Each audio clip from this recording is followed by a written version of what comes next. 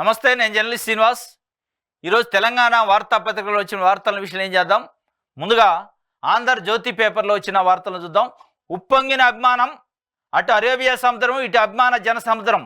బ్రహ్మరథం పట్టడం అంటే ఇదేనేమో అనిపించేలా, జగత్ విజేతలకు జేజేలు పలకడం అంటే ఇదే అనేలా భారత క్రికెట్ వీరులకు అపూర్వ స్వాగతం లభించింది. టీ20 ప్రపంచ కప్తో వచ్చిన రోహిత్ శర్మ బృందానికి ముంబై మహానగరం జైహో అంటూ జై కొట్టింది. ఢిల్లీలో విమానం దిగిన దగ్గర మొదలైన అభిమాన ప్రవాహం ముంబై మెరైన్ డ్రైవ్ వరకు కొనసాగింది. జోరున వర్షం కురుస్తున్నా లెక్క చేయకుండా వెన్నంటి సాగింది. గంటన్నర పాటు జరిగిన విజయ యాత్ర వాంఖేడ్ వరకు బారులు తీరింది. దిక్కులు దద్దరిల్లేలా నినాదాలతో మైదానాలు హోరెత్తింది. ఈ దృశ్యాలను చూసిన వారి మనస్సు భావోద్వేగంతో తడిసి ముద్దయింది. ఇది ఒక రకంగా ఉప్పొంగిన అభిమానం, ఒక సముద్రం లెక్క ఉప్పొంగింది. ముంబై మహానగరంలో టీ20 విజేతల రోహిత్ శర్మ ఆధ్వర్యంలో టీ20లో విజయం సాధించిన క్రికెట్ జట్టు, భారత జట్టుకి అపూర్వమైన స్వాగతం లభించింది. అపూర్వమైన మర్యాద చేశారు. ఒక రకంగా అపూర్వంగా సత్కరించుకున్నారు వాళ్ళని. చాలా పెద్ద ఎత్తున అభిమానులు, కొన్ని లక్షల మంది అటు అరేబియా సముద్రం ఒడ్డున, అరేబియా సముద్రాన్ని తలపించేంత స్థాయిలో ప్రజలు వచ్చారు. జోరున వర్షం కురుస్తుందట.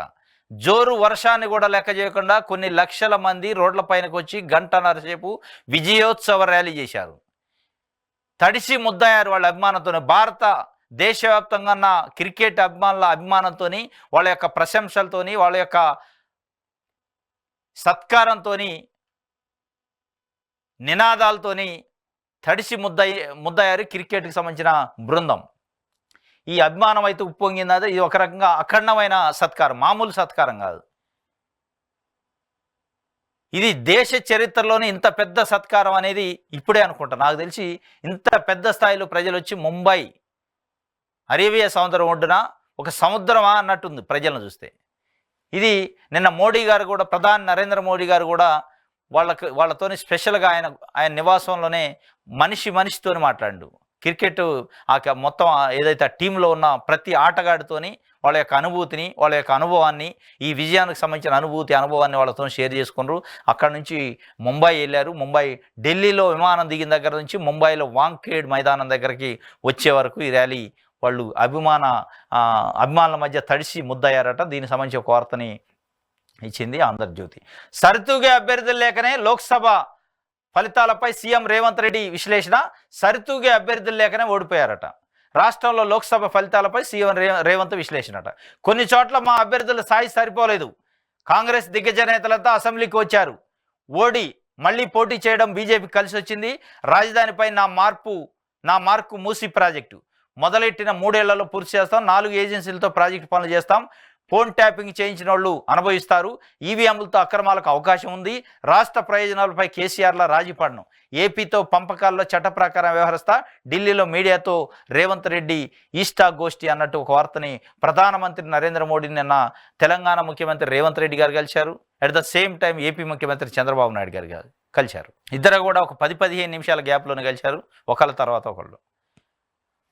ఆ సందర్భంగా ఏపీతో పంపకాల విషయంలో చట్ట ప్రకారం వ్యవహరిస్తాం. రాష్ట్ర ప్రయోజనాలపై కేసీఆర్ల రాజీ పడను. కేంద్రంతో సఖ్యతగా ఉండే అక్కడ నుంచి నిధులు కానీ అక్కడ నుంచి రావాల్సిన అన్నీ తెచ్చుకుంటాం అని చెప్తుండు. ఇంకోటి, లోక్సభ ఎన్నికల ఫలితాలపైన కూడా, అంటే తెలంగాణలో 17 లోక్సభ స్థానాలు ఉంటే 14 వరకు గెలుస్తామని పదే లోక్సభ ఎన్నికల ప్రచారంలో అనేక ఇంటర్వ్యూల్లో ముఖ్యమంత్రి రేవంత్ రెడ్డి చెప్పారు. తీరా చూస్తే 8 స్థానాలే వచ్చినాయి. 8 స్థానాలు కాంగ్రెస్కి రావడంతో పాటు బీజేపీకి 8 వచ్చినాయి. అనూహ్యంగా బీజేపీ యొక్క సంఖ్య 4 నుంచి 8 పెరిగింది. ఇది ఒక రకంగా కాంగ్రెస్ పార్టీకి ఇబ్బందికరమైన పరిస్థితి. అధిష్టానం కూడా సీఎంని, మిగతా సీనియర్ నాయకుల్ని ఏంటి పరిస్థితి, అధికారంలోకి వచ్చి 6 నెలలు కాకముందే ఇట్లాంటి పరిస్థితి, ఇట్లాంటి నెగిటివ్ రిజల్ట్ రావడం, మేము అక్కడ నుంచి ఇంకో 4 నుంచి 6 సీట్లు వస్తాయని ఎక్స్పెక్ట్ చేసినాం, ఆశించిన స్థాయిలో ఫలితాలు రాలేదు, దీనికి కారణం ఏందని ఒక రకంగా క్లాస్ పీకినంత పనిచేశారట. దానిపైన ఆయన నిన్న మీడియాతో ఈస్టాగోష్ఠిలో మాట్లాడుతూ, సరైన అభ్యర్థులు మాకు లేకనే ఇట్లాంటి ఫలితాలు వచ్చినాయి. కాంగ్రెస్ పార్టీలో దిగ్గజ నాయకులంతా అసెంబ్లీలో పోటీ చేసి గెలిచినాం కాబట్టి, అంటే పార్లమెంట్లో 17 స్థానాల్లో పోటీ చేసిన అభ్యర్థుల్లో చాలామంది సమర్థులు లేరు అని ముఖ్యమంత్రి రేవంత్ రెడ్డి గారు చెప్పకనే చెప్తుండ్రు. ఆ సమర్థులు లేకనే మీరు 5 నుంచి 6 మందిని బీఆర్ఎస్ పార్టీ నుంచి అప్పటికప్పుడు తీసుకొచ్చి కండువాలు కప్పి టికెట్లు ఇచ్చారా అనేది ఇలా ఒక విశ్లేషణ. చేవెళ్ల రంజిత్ రెడ్డికి కానీ BRS party sitting MP, Malkajgiri నుంచి సునీత మహేందర్ రెడ్డి కానీ, సికింద్రాబాద్ నుంచి దానం నాగేంద్ర కానీ ఇట్లాంటి నాయకులను తీసుకొచ్చారు. తీసుకొచ్చిన వాళ్ళు దాదాపు అందరూ ఓడిపోయారు. ఒక్క కడియం శ్రీహరి కూతురు కడియం కావ్య తప్ప. అంటే మీరు బయట పార్టీ నాయకుల పైన బయట పార్టీల పైన ఆధారపడి ఎక్కడైతే టికెట్లు ఇచ్చారో అక్కడ ఓడిపోయారు. అంటే మీరు దీన్ని బట్టి మనకు అర్థమవుతుంది ఏంటంటే బయట పార్టీల నుంచి అప్పటికప్పుడు ఓవర్ నైట్లో జాయిన్ చేసుకొని టికెట్లు ఇవ్వడానికి రీజన్ ఏంటంటే మన కాంగ్రెస్ పార్టీలో సరైన అభ్యర్థులు లేరు, సమర్థులు లేరు కాబట్టి బయట పార్టీ నుంచి తీసుకోవాల్సి వచ్చిందని ఇండైరెక్ట్గా చెప్తున్నట్టే. మరి ఇంపాక్ట్ ఒక ఎంపీ ఎన్నికలకు పరిమితమా, రాబోయే జిహెచ్ఎంసీ స్థానిక సంస్థల ఎన్నికలు, మున్సిపాలిటీ ఎన్నికలు ఉన్నాయి. వాటిలో కూడా సరైన అభ్యర్థులు ఉంటారా ఉండరా? లేదు 2028లో జరగబోయే అసెంబ్లీ ఎన్నికల్లో కూడా మరి ఇట్లాంటి సరైన అభ్యర్థులు లేక బయట పార్టీల మీద ఆధారపడటం ఇట్లాంటివి చేస్తారా? లేదు మీకు ఇచ్చిన ఏదైతే ఒక అవకాశాన్ని ఇచ్చారు ప్రజలు, దాన్ని వాడుకొని ప్రజలకు మంచి చేసి ప్రజల మన్నలు పొంది వాళ్ళ మెప్పు పొంది మళ్ళా ఒకసారి అధికారంలో రావడానికి ప్రయత్నం చేస్తారనేది ఈ మనం భవిష్యత్తులో తెలుస్తుంది. ఇది మొత్తానికైతే ఆయన అభ్యర్థుల విషయంలో కొంత వీక్ అభ్యర్థులు ఉన్నారు కాబట్టి మేము ఓడిపోయినాం అన్నట్టు, కానీ ప్రభుత్వం యొక్క వ్యతిరేకతను లేదా ప్రభుత్వం ఈ 6 నెలలు పరిపాలించిన దానికో అని చెప్పట్లే. కానీ ముఖ్యమంత్రి రేవంత్ రెడ్డి గారు పార్లమెంట్ ఎన్నికలకు ముందు పార్లమెంట్ ఎన్నికల్లో రెఫరెండం మాకు ఈ పరిపాలనకి మేము అధికారంలోకి వచ్చిన దగ్గర నుంచి ఎన్నికలు జరిగేటప్పటికి జరిగిన పరిపాలనకు రెఫరెండమే అని చెప్పిండు. ఆ రెఫరెండం గురించి మాట్లాడలేదు, ఇది ప్రతిపక్షాలు కూడా అడగలే. మరి ఆయన అంతటా ఆయన అన్నాడు, ఎవరు అడగలే రెఫరెండమా కాదని, మాకు ఇది రెఫరెండమే అన్నాడు. మరి ఒకవైపు రెఫరెండం అంటున్నారు, ఇంకొక వైపు అభ్యర్థులు సరైన వాళ్ళు లేకనే ఓడిపోయినాం అంటున్నారు. ఏది నిజం అనేది వారి విజ్ఞతకే వదిలేయాలి. ఇప్పుడు ఇది 6 బీఆర్ఎస్ ఎమ్మెల్సీలు కాంగ్రెస్లోకి కారు దిగిన దండే విఠల్, భానుప్రసాద్, దయానంద్, ప్రభాకర్ రావు, మల్లేశం, యజ్ఞమల్లేశం, సారయ్య, బసవరాజ్ సారయ్య. రేవంత్ నివాసంలో అర్ధరాత్రి 1 గంట తర్వాత పార్టీ మారిన నేతలు బీఆర్ఎస్కు భారీ షాకు. మండలిలో 12కి చేరిన కాంగ్రెస్ బలం. శాసన మండలి సభ్యులు 6 మంది బీఆర్ఎస్ పార్టీ నుంచి కాంగ్రెస్ పార్టీలో చేరారు. అది కూడా మధ్యరాత్రి 1 గంట కట. నిన్న ముఖ్యమంత్రి రేవంత్ రెడ్డి గారు ఢిల్లీ వెళ్ళారు. ప్రధానమంత్రి మిగతా మంత్రులను కలిశారు, కాంగ్రెస్ పార్టీ అగ్రనాయకులు కలిసి తిరుగు ప్రయాణం నైటు 12 తర్వాత వచ్చారట. ఆయన కోసం వెయిట్ చేసి ఆయన రాగానే పోయి కండువా కప్పించుకున్నారు. మొత్తానికి అయితే బీఆర్ఎస్ పార్టీకి భారీ షాకే తగిలింది. మండలిలో ఇప్పుడు కాంగ్రెస్ పార్టీ బలం 12కి చేరింది. దీనికి సంబంధించిన ఒక వార్తని ఈ 6తోనే ఆగిద్దా, ఇంకా ఉన్నారా? ఇప్పటికే 6 ఎమ్మెల్యేలు జాయిన్ అయ్యారు, ఇంకా ఎమ్మెల్యేలు క్యూ కడతారు అంటున్నారు, వచ్చేవాళ్ళు ఉన్నారంటున్నారు. మంత్రివర్గ విస్తరణ బేస్ చేసి కొంతమంది జాయిన్ అవుతారన్నారు. మంత్రివర్గ విస్తరణ వాయిదా పడినట్టుంది. మరి ఈ నెల రోజులు వాయిదా పడ్డది కాబట్టి ఆగస్టులో విస్తరణ ఉంటుంది, ఆగస్టులో పీసీసీ ఉంటుంది. అప్పటి వరకు బీఆర్ఎస్ పార్టీ నుంచి వలసలు ఆగే అవకాశం ఉందా, లేదు ఈ అప్పట్లోపే మొత్తాన్ని జాయిన్ చేసుకునే అవకాశం ఉందా చూడాలి. కేసీఆర్ కూడా పోయినోళ్ళు పోవచ్చు, కానీ పార్టీ కార్యకర్తలతోనే మళ్ళీ మేము నాయకులను తయారు చేసుకుంటాం, ఇబ్బంది పడాల్సిన అవసరం లేదు అని చెప్తున్న పరిస్థితి. ఇది ఒక వార్త. కల్తీ కళ్ళు దాగి 2 మృతాట. మరొక విషయం, పుట్టినరోజు వేడుకల విషాదం. మహబూబాద్ జిల్లా రామన్నగూడెంలో ఘటన. కల్తీ కళ్ళు వల్ల 2 చనిపోయారట మహబూబాద్ జిల్లాలో. దానికి సంబంధించి ఒక వార్త. ఇంకోటి 16 కోట్ల ఇంజెక్షన్ అట. ఒక ఇంజెక్షన్ కాస్ట్ 16 కోట్లట. ఇది చాలా విచిత్రంగా ఉంది, చాలా ఇంట్రెస్టింగ్ న్యూస్ లెక్క ఉంది. 16 కోట్ల ఇంజెక్షన్ ఇస్తేనే బతుకుతాడు, ఏడాది బాబుకు అరుదైన వ్యాధి, మరో 11 నెలల్లో ఇంజెక్షన్ ఇవ్వాల్సిందే అని చెప్పి వైద్యులు చెప్పారట. దాతల కోసం తల్లిదండ్రుల ఎదురుచూపు. శారీరక ఎదుగుదల లేకపోవడంతో ఏడాది వయసున్న బాబును ఆసుపత్రికి తీసుకెళ్లగా వైద్యులు చెప్పిన మాటలు విని ఆ తల్లిదండ్రుల గుండెలు బద్దలయ్యాయి.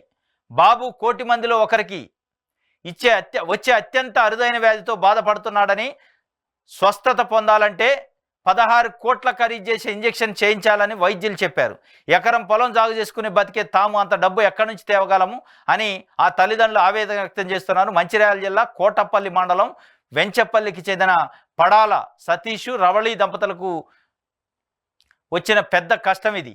వీరి కుమారుడు శ్రేయన్ 13 నెలలే ఉన్నాయట. బాబు వయసు 13 నెలలు, 1 ఇయర్ కంప్లీట్ అయింది జస్ట్ అంతే.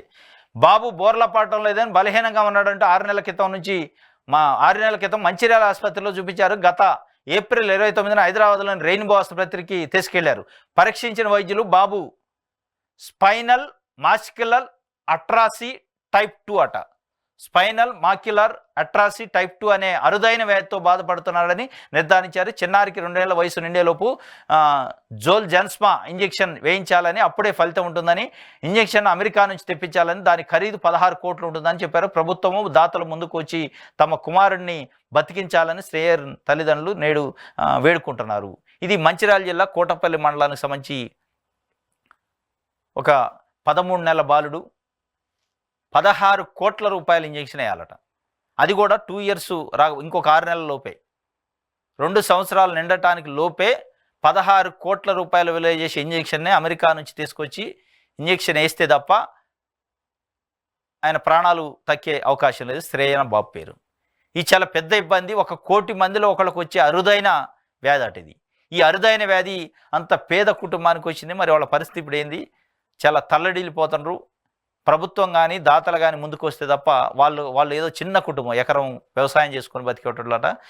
వాళ్ళకి ఎకరం వ్యవసాయం చేసుకొని బతికేటోళ్ళు వాస్తవంగా అమ్మినా కానీ హైదరాబాద్లో వైద్యం కూడా చేయించలేరు.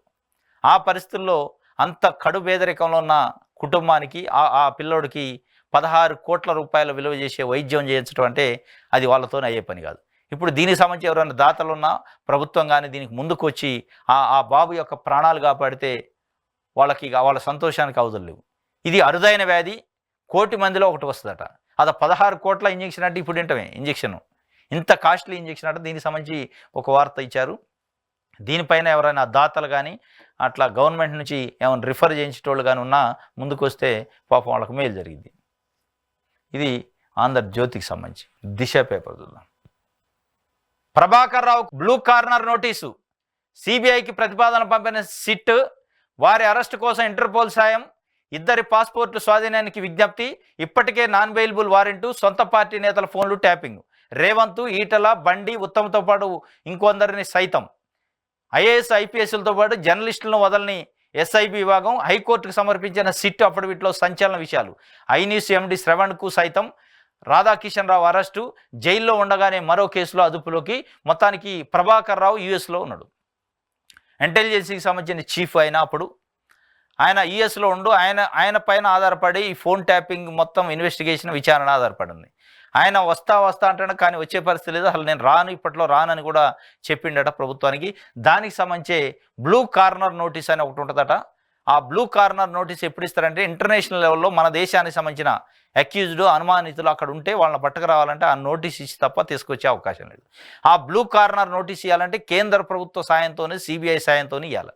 కేంద్ర ప్రభుత్వ విదేశాంగ శాఖతోని మాట్లాడి అక్కడ నుంచి బ్లూ కార్నర్ నోటీస్ యూఎస్కి పంపిస్తే అక్కడ నుంచి ఏమైనా అరెస్ట్ చేసి తీసుకురావడానికి ఉంటుంది తప్ప, మరి అసలు ఆ బ్లూ కార్నర్ నోటీస్ ఇవ్వడానికి కేంద్ర ప్రభుత్వం నుంచి సహకారం ఉంటుందా? కేంద్ర ప్రభుత్వం అంత ఇనిషియేటివ్ తీసుకునే అవకాశం ఉంటుందా? ఈ కేసుకి ఆ స్థాయిలో స్పందించే అవకాశం, ఇంటర్నేషనల్ స్థాయిలో ఇంటర్పోల్ సహకారం ఉండే అవకాశం ఉంటుందా అనేది పెద్ద అనుమానమే.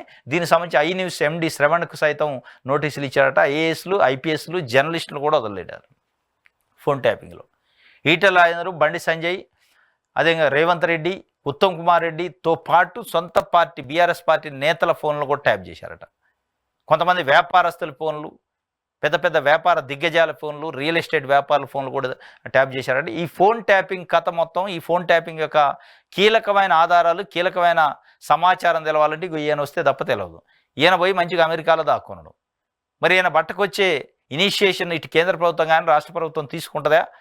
ఆ స్థాయిలో ఇంటర్నేషనల్ లెవెల్లో ఇంటర్పోల్ వీళ్ళకి సహకరిస్తుందా అనేది పెద్ద ప్రశ్న. ఆయన బయటకు వస్తే తప్ప ఈ ఫోన్ ట్యాపింగ్ అనుకున్న పెద్ద తలకాయలు బయటకు వచ్చే అవకాశం లేదు.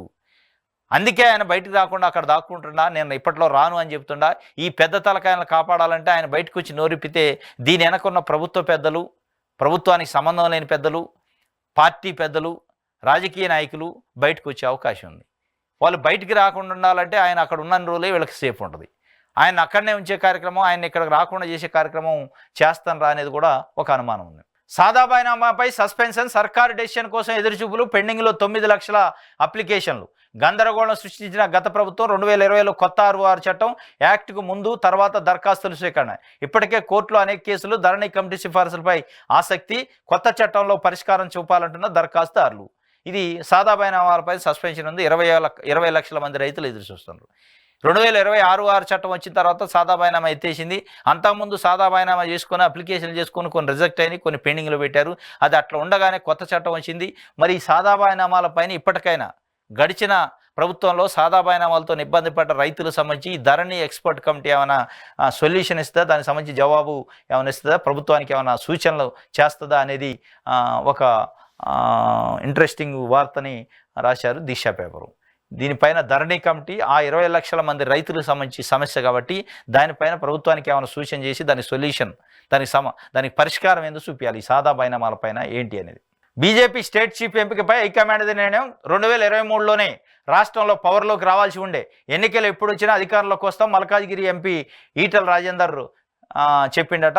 బీజేపీ స్టేట్ చీఫ్ ఎంపికపై అధిష్టానందే నిర్ణయమని, ఎవరికి ఏ బాధ్యత ఇవ్వాలనేది హైకమాండ్ చూసుకుంటుందని మల్కాజ్గిరి ఎంపీ ఈటల రాజేందర్ అన్నారు. గురువారం మీడియాతో మాట్లాడిన ఆయన 2023లోనే రాష్ట్రంలో అధికారంలోకి రావాల్సి ఉండేదని, కానీ పలు కారణాల వల్ల మిస్ అయిందని తెలిపారు. బీజేపీ రాష్ట్ర అధ్యక్షుడిగా రేసులో ప్రధానంగా ఈటల రాజేందర్ పేరు వినిపిస్తుంది. ఉద్యమకారుడు, బీఆర్ఎస్ పార్టీ సీనియర్ నాయకుడిగా వచ్చిండు, బీజేపీ పార్టీలో జాయిన్ అయ్యిండు. రాష్ట్ర వ్యాప్తంగా ఆయనకి ఒక నెట్వర్క్ ఉంది ఉద్యమకారుడుగా, కాబట్టి ఆయనకే ఇస్తారనేది ఒక పెద్ద ఎత్తున చర్చ జరిగింది. కేంద్ర మంత్రివర్గ విస్తరణలో మంత్రివర్గంలో చోటు లేదు కాబట్టి తప్పనిసరిగా ఈటల రాజేందర్కే బీజేపీ అధ్యక్షుడు ఇవ్వటం కోసమే ఆయనకు మంత్రి పదవి ఇవ్వలేదు అని చెప్పి ఒక 2-3 రోజులు చర్చ జరిగింది. దాని తర్వాత ఏమైంది ఏం కానీ మొత్తానికి అయితే దాన్ని ఆ టాపిక్ క్లోజ్ అయింది. ఇప్పుడు ఆయన అంటాడు బీజేపీ స్టేట్ చీఫ్ ఎన్నిక అనేది అధిష్టానం నిర్ణయం, వాళ్ళ యొక్క హైకమాండ్ నిర్ణయం మేరకే ఉంటుంది, వాళ్ళ డిస్క్రిషనే, అది ఏం జరిగిందో చూడాలి. కానీ 2023లోనే రాష్ట్రంలో బీజేపీ అధికారంలోకి వచ్చే ఛాన్స్ ఉండే, కానీ కొన్ని కారణాల వల్ల మిస్ అయింది. అంటే మేమే భవిష్యత్తులో మళ్ళా రాబోతున్నామని చెప్పే ప్రయత్నం అయితే చేసిండు. మొత్తానికి ఈటల రాజేందర్కి బీజేపీ అధ్యక్షుడు పదవి అనేది త్రిశంక స్వర్గంలో పడ్డదా అనేది ఒక రకంగా అనిపిస్తుంది. అది ఏమైందో చూడాలి. టీటీడీపీ చీఫ్ ఛాన్స్ బీసీకే రెడ్డికే. రాష్ట్రంలో కుల సమీకరణలపై పార్టీ అధినేత 7న రాష్ట్ర నేతలతో చంద్రబాబు భేటీ, ఇప్పటికే పార్టీ కేడర్కి సమాచారం, రాష్ట్ర రాజకీయాలపై వివరాల సేకరణ. టీటీడీపీ నాయకులతోనే ఆంధ్రప్రదేశ్ ముఖ్యమంత్రి చంద్రబాబు నాయుడు గారు కూటమి ప్రభుత్వం ఏర్పాటు చేసిన మొట్టమొదటిసారి తెలంగాణ తెలుగుదేశం పార్టీ నాయకులతోని 7వ తారీఖు ఎన్టీఆర్ ట్రస్ట్ భవన్లో మీటింగ్ పెట్టిండు హైదరాబాద్లో. దాంట్లో తెలుగుదేశం పార్టీ తెలంగాణ శాఖ అధ్యక్షుడిని నియమిస్తే బీసీ క్యాండిడేట్కి ఇస్తారా, రెడ్లకి ఇస్తారా? ఎందుకంటే బీసీల పార్టీ బీసీలతోనే ఎదిగిన పార్టీ కాబట్టి బీసీలకు ఇచ్చే అవకాశం ఉందా, లేదంటే తెలంగాణలో రెడ్డి ప్రాబల్యం ఎక్కువ ఉంది కాబట్టి రెడ్లకి ఇస్తారా అనేది ఒక క్వశ్చన్. మొత్తానికైతే శ్రేణుల్ని అలర్ట్ చేశారట రేపటి మీటింగ్ కోసం. ఇది ఒక వార్త. దిశకు సంబంధించి సాక్షి చూద్దాం.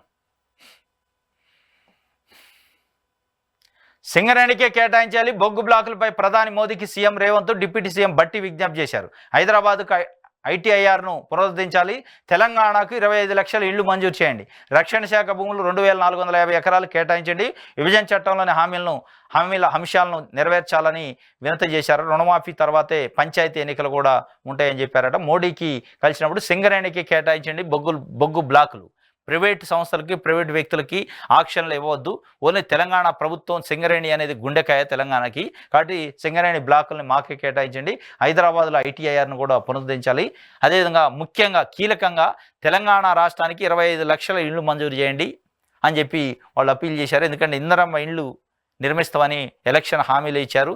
కేంద్ర ప్రభుత్వం నుంచి 25 లక్షల ఇళ్ళు తెచ్చి దాంతోపాటు ఇక్కడ కొంత నిధిని జమ చేసి ఇందిరమ్మ ఇళ్ళు ఇవ్వాలనే ఒక సంకల్పంతో ఉన్నట్టు దానికి సంబంధించి ఒక వార్తనిచ్చారు. 25 లక్షల ఇళ్ళు అయితే అడిగారు. కేంద్రం నుంచి ఏమి వస్తుందో స్పందన చూడాలి. రుణమాఫీ తర్వాతే పంచాయతీ ఎన్నికలు, ఢిల్లీలో మీడియాతో సీఎం రేవంత్ రెడ్డి. ఈవీఎంలు ట్యాంపరింగ్ జరుగుతుంది, 10% ఈవీఎంలు మార్చిన ఫలితాలు తారుమారే. తెలంగాణలో 10 ఏళ్ళు, ఏపీలో 5 ఏళ్లకు ఒకసారి ప్రభుత్వం మార్పు ట్రెండ్. ఈ లెక్కన అట్లా ట్రెండ్ ఉందట. ఈ లెక్కన 10 ఏళ్ళు నేనే సీఎంగా కొనసాగుతా, అమరావతిలో పెట్టుబడులు పెట్టే కన్నా హైదరాబాద్ శివార్లో వరంగల్లో పెట్టడం మంచిది. అంటే ఒక రకంగా అమరావతి కంటే హైదరాబాదు వరంగల్ బెటరు, మీరు ఆ పెట్టుబడులు పెట్టేది ఏదో ఇక్కడ పెట్టండి అని ఆయన చెప్పిండు. ఇది ఒక వార్త. 10 ఏళ్ళు నేనే సీఎంగా ఉంటానని రేవంత్ రెడ్డి కూడా చెప్తుండు. ఇంకోటి, కేసీఆర్పై ఈటలకు ప్రేమ తగ్గనట్టుంది. BJP MP Etela Rajender party ఫిరాయింపులపై మాట్లాడుతున్నారని, 20 సంవత్సరాలు ఈటల ఎవరితో కలిసి తిరిగారు గుర్తు చేసుకోవాలని రేవంత్ సూచించారు. గతంలో కేసీఆర్ ఫిరాయింపులు ప్రోత్సహించి కాంగ్రెస్ ఎమ్మెల్యేలు చేర్చుకున్నప్పుడు కండువాలు కప్పేటప్పుడు ఈటల ఎప్పుడైనా మాట్లాడారా అని ప్రశ్నించారు. అసలు 11 రాష్ట్రాల్లో ఎన్నికైన ప్రభుత్వాలు బీజేపీ పడగొట్టిన విషయమైనా ఈటలకు తెలుసా అని నిలదీశారు. ఇప్పటికీ కేసీఆర్పై ఈటలకు సానుభూతి ఎందుకు, ఆయనపై ఇంకా ప్రేమ తగ్గనట్టుంది, అయినా వారిద్దరూ ప్రేమించుకుంటే మాకు ఎలాంటి అభ్యంతరం లేదు, వాళ్ళ నాయకుడు ఇంకా కేసీఆర్ అని ఈటల అనుకుంటున్నట్టున్నారు అని ముఖ్యమంత్రి వ్యాఖ్యానించారు. ఎన్నికల సమయంలో రాజకీయాలని, తర్వాత తమ ఫోకస్ అంతా రాష్ట్ర అభివృద్ధిపైనే ఉంటుందన్నారు.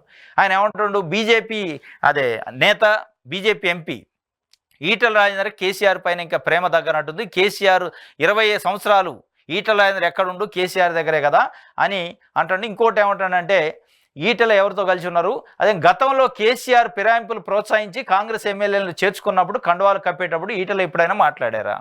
మాట్లాడలేదు. మీరు మాట్లాడారు కదా. ఇది తప్పు. ఒక పార్టీలో గెలిచి ఇంకో పార్టీలోకి తీసుకున్న, కాంగ్రెస్ పార్టీలో గెలిచి బీఆర్ఎస్ పార్టీలో కేసీఆర్ ఎమ్మెల్యేలని తీసుకుంటుండు, ఎమ్మెల్సీలు తీసుకుంటుండు, వాళ్ళని చెప్పులతో కొట్టండి, రాళ్లతో కొట్టండి, వాళ్ళ ఇళ్ల ముందు చావు డప్పు మోగించడానికి మీరు కూడా మాట్లాడారు కదా. ఈటల అంటే మాట్లాడలే, మీరు మాట్లాడారు. ఆ మాట కట్టుబడి ఇవాళ ముఖ్యమంత్రిగా రేవంత్ రెడ్డి ఉన్నాడా అనేది తెలంగాణ సమాజం ప్రశ్నిస్తుంది. ఎస్, మీరు ఈటల రాజేందర్ ప్రశ్నించారు, మీకు హక్కు ఉంది, ప్రశ్నించవచ్చు, అడగవచ్చు.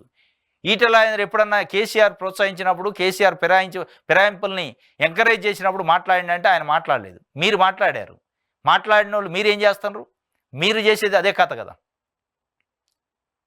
మీరు చావు డప్పు మోగించాలి, ఎవరైతే పార్టీని ఫిరాయించారో వాళ్ళ ఇళ్ల ముందు చావు డప్పు మోగించాలి, వాళ్ళని రాళ్లతో కొట్టి చంపాలన్నారు. ఇప్పుడు మీరే ప్రోత్సహిస్తున్నారు. మీరు ప్రోత్సహిస్తుంటే బీఆర్ఎస్ పార్టీ నుంచి రోజుకు అరడజన్ల మంది వచ్చి జాయిన్ అవుతున్నారు. నిన్ననే అరడజన మంది వచ్చి బీఆర్ఎస్ పార్టీ ఎమ్మెల్సీలు జాయిన్ అయ్యారు. ఇప్పుడు ఎవరిని రాళ్లతో కొట్టాలి, ఎవరి ఇళ్ల ముందు చావు డప్పు మోగించాలో రేవంత్ రెడ్డి గారు చెప్పాలి అనేది ఇవాళ తెలంగాణ సమాజం అడుగుతుంది, తెలంగాణలో చర్చించుకుంటున్నారు. సరే, ఈటల రాజేందర్ కేసీఆర్ పైన ప్రేమ తగ్గిందా, ప్రేమ పెరిగిందా అనేది పక్కన పెడితే, మీరు ఒక రాష్ట్ర ముఖ్యమంత్రిగా మీరు అన్న మాట కట్టుబడి ఉండరా? మీరు విమర్శించారుగా పార్టీ ఫిరాయింపుల పైన. ఈటల రాజేందర్ విమర్శించలేదు, మాట్లాడలేదు. మీరు మాట్లాడారు, మీరు ఒక స్టాండ్ తీసుకున్నారు. కేంద్ర స్థాయిలో మీ పార్టీ కేంద్ర నాయకత్వం కూడా పాంచ్ న్యాయలో ఒక న్యాయంగా ఇది పెట్టింది. ఒక పార్టీలో గెలిచి ఇంకో పార్టీలో ఎమ్మెల్యేలు జాయిన్ కాకుండా చట్టం చేస్తాం, ఆ విధంగా రాష్ట్ర ప్రభుత్వాలను కూల్చే కార్యక్రమానికి కూడా లేకుండా చట్టాలు చేస్తామన్నారు. ఆ చట్టాలు చేస్తానన్న మీ పార్టీయే పార్టీ ఫిరాయింపుల్ని ప్రోత్సహిస్తే, మరి మీకు బీజేపీ పార్టీని కానీ, ఇంకో పార్టీని కానీ, బీఆర్ఎస్ పార్టీని కానీ అనే నైతిక హక్కు ఎక్కడ ఉంటుంది? రేపు మీ పార్టీకి దేశవ్యాప్తంగా 99 ఎంపీ స్థానాలు వచ్చినాయి. మీరు ఇక్కడ ఎట్లయితే కండవాలు కప్పుతున్నారో అక్కడ మోడీ, అమిత్ షా కూడా మీ పార్టీల ఎంపీలని పిలిచి కండవాలు కప్పి కాంగ్రెస్ పార్టీ నుంచి బీజేపీ పార్టీలో జాయిన్ చేసుకుంటే మరి దాన్ని ఏమంటారు? మీరు దాన్ని ఎట్లా కౌంటర్ చేస్తారు? దాన్ని ఎట్లా నిరోధిస్తారు? దాన్ని ఎట్లా విమర్శిస్తారు? ఆ సందర్భం వచ్చినప్పుడు మీకు ఇది అడ్డం వస్తుంది కదా. ఇక్కడ మీరు తెలంగాణలో కాంగ్రెస్ పార్టీలో జాయిన్ చేసుకుంటే తప్పు కాదు, కేంద్రంలో రేపు బీజేపీ పార్టీ, కాంగ్రెస్ పార్టీ ఎంపీలను జాయిన్ చేసుకుంటే తప్పు అని మీరు ఎట్లా అనే నైతిక హక్కు ఎట్లా ఉంటుంది? ఏ భారత రాజ్యాంగం చెబుతుంది? ఇక్కడ సరైనప్పుడు అక్కడ కూడా సరైంది కదా. ఇది తెలంగాణ సమాజం మీ ముందు అడుగుతున్న ప్రశ్న. ఇది ఈటలకు ప్రేమ తగ్గనట్లుంది అని చెప్పారు. మరి మీరన్న మాటలకు కూడా సమాధానం చెప్పాలి అని తెలంగాణ సమాజం ఇవాళ మిమ్మల్ని నిలదీస్తుంది, అడుగుతుంది. ఈనాడు చూద్దాం. 25 లక్షలు ఇల్లు ఇవ్వండి, బొగ్గు బ్లాకులు సింగరేణికి కేటాయించాలి, హైదరాబాద్కు ఐటీఐఆర్ను పునరుద్ధరించాలి, 2450 ఎకరాలు రక్షణ శాఖ భూములు రాష్ట్రానికి అప్పగించాలి, ప్రధానమంత్రి నరేంద్ర మోదీకి ముఖ్యమంత్రి రేవంత్ రెడ్డి విజ్ఞప్తి. 25 లక్షలు ఇల్లు ఇవ్వండి అని చెప్పి ప్రధానమైన డిమాండ్తోని తెలంగాణ ప్రభుత్వం కేంద్ర ప్రభుత్వాన్ని అడిగింది. 25 లక్షలు ఇస్తే తెలంగాణలో వాస్తవంగా కూడా తెలంగాణ గడిచిన 10 సంవత్సరాల్లో పేద ప్రజలకి ఇళ్ళు ఇవ్వలేదు.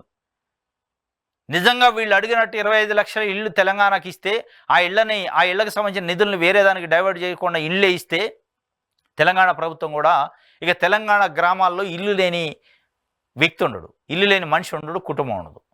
25 లక్షల ఇల్లు అంటే మామూలు విషయం కాదు. మరి ఇస్తారా ఇవరా చూడాలి. ఇది ఒక మంచి డిమాండ్ అయితే పెట్టారు వాళ్ళ ముందు. బ్రహ్మపుత్రి అమ్మ కడుపు చల్లగా అయ్యి కలల పండగ అని చెప్పి బ్రహ్మపుత్ర నదిలో బీభత్సమైన వరదలు వస్తున్నాయి అస్సాంలో. ఆ వరదలలోనే నీళ్ళలోనే పడవలో ఒక గర్భిణీ స్త్రీ ప్రసవించింది, ఒక ఆడబిడ్డకి జన్మనిచ్చిందట. బ్రహ్మపుత్రి అని ఆమెకి అనుకుంటున్నారు. దేవుడిచ్చిన ప్రసాదం అని వాళ్ళ తల్లిదండ్రులు. ఎందుకంటే సముద్రంలో విపత్కరమైన పరిస్థితుల్లో వరదలో ప్రసవించింది. వరద నీటిలో పడవలోనే ప్రసవించింది. ఆ ప్రసవించింది కాబట్టి ఆ అమ్మాయికి పేరు కరీమా అని పెట్టారు. కరీమా అంటే ప్రసాదము అంట. కరీమా అనేది ఉర్దూలో కరీమా అంటే ప్రసాదము, దేవుడిచ్చిన ప్రసాదంగా స్వీకరించి వాళ్ళు చాలా ఆనందంలో ఈ తల్లి తండ్రి వీళ్ళకి జన్మించారు. అంటే సముద్రంలో జన్మించడం ఒక రకంగా అది ఒక విచిత్రమైన పరిస్థితి. దానికి సంబంధించి దేవుడే ఇచ్చిండు, దేవుడే మేము సముద్రంలో అసలు బతుకుతామా చనిపోతామా తెలియని పరిస్థితిలో ఒక ఆడబిడ్డకి జన్మనిచ్చి దేవుడు మాకు ప్రసాదాన్ని ఇచ్చిండు అన్నట్టు చెప్పింది. ఇంకోటి నమస్తే తెలంగాణ చూద్దాం.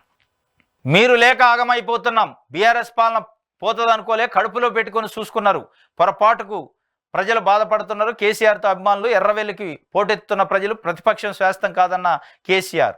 మీరు లేక ఆగమైపోతున్నాం అని ఎర్రవెల్లిలో ఫామ్ హౌస్లో రోజు కేసీఆర్ అక్కడ ప్రజలకు అవకాశం ఇస్తారు, కలవడానికి ప్రజలు వచ్చి కలుస్తున్నారు, రకరకాలుగా వాళ్ళు చెప్తున్న పరిస్థితి. దాంట్లో భాగంగానే మీరు లేక మేము ఆగమైపోతున్నాం, పొరపాటుకు మేము చేసిన పొరపాటుకు ప్రజలు బాధపడుతున్నారు, పొరపాటున కాంగ్రెస్ పార్టీని ఎన్నుకున్నాం అని చెప్తున్నారు. ఇది ఒక వార్త. ఇంకోటి, నేడు నిరుద్యోగుల మార్చు, టీజీపీఎస్సీ ముట్టడికి పిలుపు, జిల్లాల వారీగా పోరాట కమిటీలు, బీఆర్ఎస్ సహా విపక్షాల మద్దతు, నిరసనలపై సర్కారు ఉక్కుపాదం, ఎక్కడికక్కడ ముందస్తు అరెస్టులు, గ్రూప్ 1లో 1:100 అసాధ్యం, నోటిఫికేషన్ల ప్రకారం పోస్టుల భర్తీకి టీజీపీఎస్సీ, నిరుద్యోగుల డిమాండ్లు పట్టించుకొని వైనం, కమిషన్ వైఖరిపై రగిలిపోతున్న ఉద్యోగార్థులు, గురుకుల విద్యార్థుల రోబోల్లా అన్నారట. 600 మంది 15 నిమిషాల్లో కాలకృత్యాలు తీర్చుకోగలరా, కామన్ టైం టేబుల్పై గురుకుల సిబ్బంది నింపులు. ఇది మొత్తానికి సత్వరమే జీవోను ఉపసంహరించుకోవాలని కూడా చెప్తున్నట. మొత్తానికి 600 మంది పిల్లలు ఉంటే ఒక బాత్రూమ్ అట, 15 నిమిషాల్లో కాలకృత్యాలు తీసుకోవాలట. ఇది ఒక రకంగా ప్రపంచంలో ఎక్కడ సాధ్యం కాదు. మరి ఎక్కడ పోయింది ప్రజాపాలన అంటున్నారు కాంగ్రెస్ పార్టీ. మేము వచ్చినాం ప్రజలకు పాలన, ప్రజలకు సంబంధించిన సమస్యలు, ఇది ప్రజాపాలన, ఇందిరమ్మ పాలన, ఇందిరమ్మ రాజ్యం అన్నారు. ఇందిరమ్మ రాజ్యంలో పురుగులు వచ్చి అన్నం తింటున్నారు గురుకులలో పిల్లలు, వాళ్ళకి సరైన తాగటానికి నీళ్ళు లేవు, వాడుకోవటానికి నీళ్ళు లేవు, బాత్రూమ్స్ లేని దరిద్రమైన వ్యవస్థ యూనివర్సిటీలలో కూడా. ఇట్లాంటి దానిపైన కనీసం రివ్యూ లేదు, విద్యాశాఖ మంత్రి లేదు. విద్యాశాఖ మంత్రి లేడు కదా రాష్ట్రంలో అంటే, ఎందుకు లేరు నేను విద్యాశాఖ మంత్రి అని ముఖ్యమంత్రి అంటారు. ముఖ్యమంత్రి నిర్వహిస్తున్న విద్యాశాఖలోని ఈ రకమైన దుస్థితి ఉంటే రాష్ట్రంలో కాంగ్రెస్ పార్టీ పరిపాలన పరిస్థితి ఎట్లుంది, పరిపాలన ప్రజలు ఎట్లా అర్థం చేసుకోవాలనేది దీన్ని బట్టి అర్థమైంది. నేనున్నా కదా ముఖ్యమంత్రి గారు, నేనే విద్యాశాఖ మంత్రి, నా దగ్గరే ఉంది శాఖ, లేడు అని ఎవరు చెప్పారన్నారు. ఉన్నారు. ఎందుకు ఉండి 600 మంది విద్యార్థులు ఒక 15 నిమిషాల్లో కాలకృత్యాలు తీసుకునే వ్యవస్థ మీ విద్యాశాఖ, మీరు నిర్వహిస్తున్న విద్యాశాఖలో జరుగుతుంటే వాళ్ళ కనీసమైన మౌలిక సదుపాయాలు కల్పించే వ్యవస్థ కానీ, కల్పించే ఇనిషియేషన్ కానీ, ఆ సమీక్ష కానీ లేకపోతే ఉండేందుకు లేకపోతే ఇది ఒక వ్యక్త. ఈరోజు నిరుద్యోగుల మార్చి ఉందట, టీజీపీఎస్సీ ముట్టడికి పిలుపు, జిల్లాల వారీగా పోరాట కమిటీలు, బీఆర్ఎస్ సహా విపక్షాలు మద్దతు ఇచ్చింది, నిరసనకాలపై సర్కారు ఉక్కుపాదం మోపిందని నమస్తే తెలంగాణ ఒక వార్త రాసింది. సర్కారు ఉక్కుపాదం మోపుతుంది, మీరు 10 సంవత్సరాలు చేసింది ఇదే కథ. ఎవడన్నా నిరుద్యోగి బయటకు వచ్చి జే అంటే తీసుకెళ్ళి లోపటేయటం, హౌస్ అరెస్టులు, ప్రతిపక్ష నాయకులు బయటికి రానిచ్చేవాళ్ళు కాదు. మీరు ఇవాళ నమస్తే తెలంగాణలో పెద్ద మార్చు ఉక్కుపాదం మోపిందాం. మీ ఉక్కుపాదం మోపటాన్నే దాని నుంచి ఈ వారసత్వంగా వస్తుంది. మీరు ఆ ఉక్కుపాదం కథ, ధర్నా చౌకులను ఎత్తేసే కథ మీరు స్టార్ట్ చేసింది. బీఆర్ఎస్ పార్టీ కేసీఆర్ స్టార్ట్ చేసింది. ధర్నా చౌకులు అవసరమా, ధర్నాలు అవసరమా, నిరసనలు అవసరమా, పని పాట లేనోడు చేస్తాడని చెప్పి కించపరిచి అవమానపరిచారు. మీకు ఇవాళ అదే ధర్నాలు దిక్కైనాయి, మీకు అదే నిరసనలు దిక్కైనాయి, మీకు అదే పోరాటాలు ఉద్యమాలు దిక్కైనాయి. మీరు 10 సంవత్సరాల అధికారంలో ఉన్నప్పుడు కన్ను మీను కాని రాకుండా ప్రజలు ఇక మాకు శాశ్వతంగా అధికారం ఇచ్చారు, మేము ఏడనే ఉంటామని మీరు అయ్యాలు అనుకొని ఉద్యమాలపైన ఉక్కుపాదం మోపారు. ప్రజా సంఘాలపైన, ఉద్యమ గొంతులపైన, ప్రజా గొంతుకులపైన, ప్రశ్నించే వ్యక్తులపైన ఉక్కుపాదం మోపి ఎక్కడికక్కడ అరెస్టులు చేసి మొత్తం ధర్నా చౌకని ఎత్తేసారు. ఇవాళ మీరు కుంటి సాకులు చెప్తున్నారు. ఉక్కుపాదం మోపుతుంది ప్రభుత్వం, మోపరు. మరి మీరు చేసింది ఏంది?